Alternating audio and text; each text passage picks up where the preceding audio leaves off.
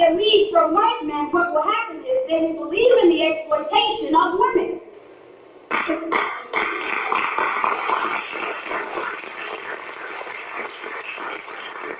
If African men take their lead from white men, what will be common words in the African community are bitches, hoes, skeezers, things of that nature.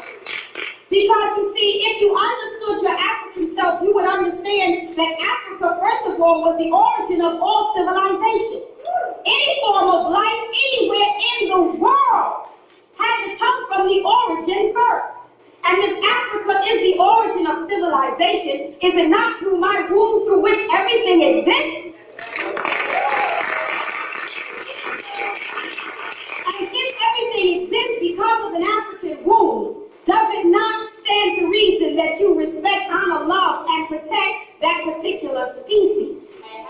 And so what happens is, if African men take their definitions from a system that is dominated by white supremacy, racism, and capitalism, you will never be able to relate to an African woman. But what about the African women? Because African women make the same mistake.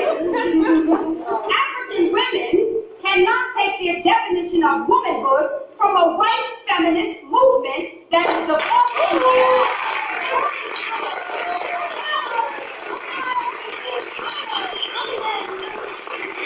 African women have got to be wise enough to formulate their own strategies and their own beliefs and their own understanding and their own philosophy.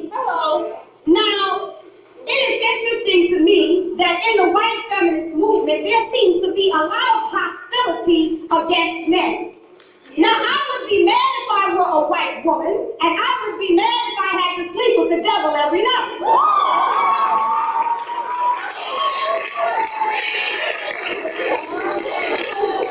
So I understand why white women are pissed off. But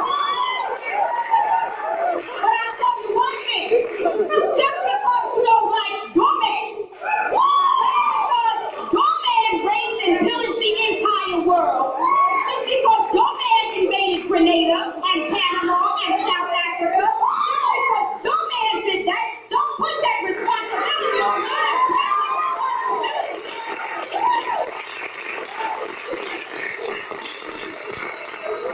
As an African woman, I have to have the intellectual capacity. I have to have the emotional depth. I have to have the psychological sturdiness to be able to distinguish between that which the society gives me and that which I need as an African woman. I love African men.